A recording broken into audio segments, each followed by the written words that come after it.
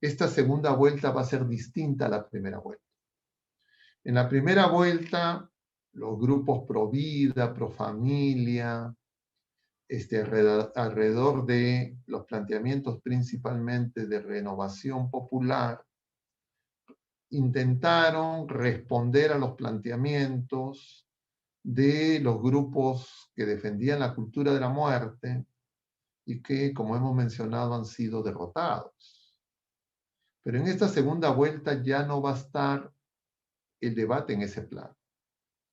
El debate ya se ha planteado rápidamente y va a ser, entre comillas, entre los ricos y los pobres, entre comillas, el campo y la ciudad, los provincianos y los limeños, en una discusión que, diríamos, es antigua en el Perú y que está más en ese marxismo clásico que mencionas, lo que no significa que el marxismo clásico no usa la lucha ideológica. Pero en esta etapa se va a centrar en el electoral, en adhesión no a una ideología, sino a un candidato y a lo que ese candidato supuestamente o esa candidata van a representar. Entonces, eso es lo que van a promover estos grupos, diríamos, de base marxista, que para ellos la política es una guerra. Digamos, hay dos tipos de guerra: la guerra con armamento, y la guerra política. La política es una guerra, entonces hay que destruir al enemigo. Y entonces eso lo van a usar. Ya lo están usando y están planteando, diríamos, la dicotomía de los ricos y los pobres, los, entre comillas, acomodados, y cualquier otra variante que lleva lo mismo, los que tienen internet y los que no tienen internet, los que tienen propiedad y los que no tienen propiedad, los que reciben bono versus los que no reciben bono, etcétera. Una serie de alternativas distintas que han aparecido sucesivamente muchas veces en los procesos electorales en el Perú. O sea, esta diferenciación del mapa electoral en el Perú se viene repitiendo hace muchas décadas. Esto no es nuevo. Y por eso es que en el Perú, en realidad, algunos dicen que efectivamente hay dos grandes naciones, no naciones en términos culturales, sino dos grandes grupos, diríamos, ¿no? Representado por el sur andino y la costa, Lima y el norte.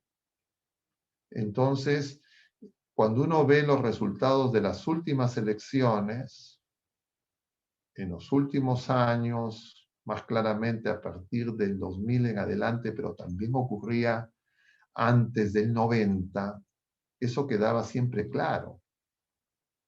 Ahora, eso de alguna manera tuvo una ruptura en los 90.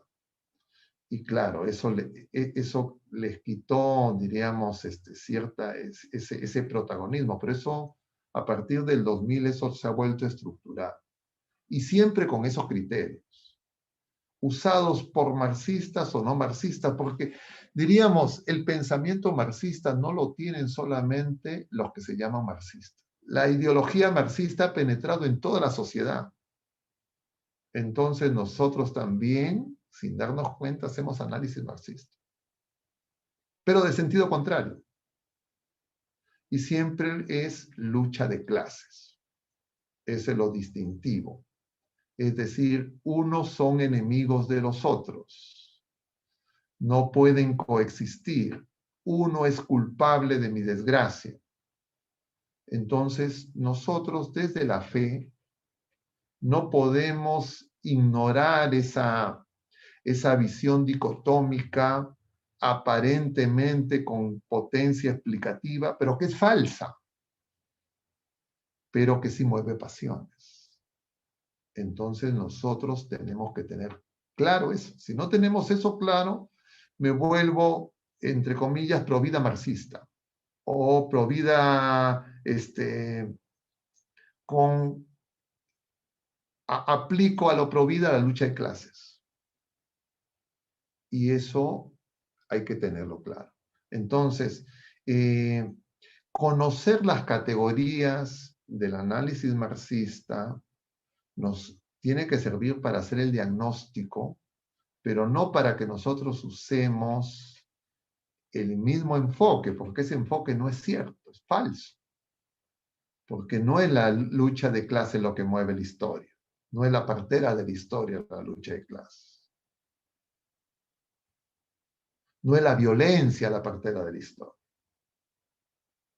Pero claro, cuando uno ve la realidad cotidiana e inmediata, uno puede decir, no, sí, es lo mismo que pasa con las antropologías ateas, agnósticas, que uno puede creer que sí son ciertas, lo que tienen es el diagnóstico de la enfermedad, no el diagnóstico de quién es el hombre. ¿Quién es el hombre? Nos revela Jesucristo. Y entonces, claro, eso puede ser no parte de la solución, sino parte del problema. Pero eso en términos, diríamos, de la comprensión de la realidad. Ahora, en términos más concretos, ya porque estamos nosotros, o sea, podemos hacer filosofía o y análisis filosófico de la realidad y de la coyuntura política, pero estamos en medio de un proceso electoral que se va a resolver en pocas semanas. Entonces, todo ese análisis de comprensión no va a ayudar mucho. Eso va a servir a posteriori, o va a servir para que uno se conozca mejor y conozca mejor a las otras personas. Pero las estrategias, diríamos, que van a mover las pasiones de la gente van a ser movidas a que sean pasiones, diríamos, on-off, blanco-negro. Entonces nosotros tenemos que apelar a algo que ellos no van a apelar, y es algo que viene de lo alto. Entonces nos da realmente superioridad, pero no una superioridad de un hegemonismo marxista, sino la superioridad del amor de Dios.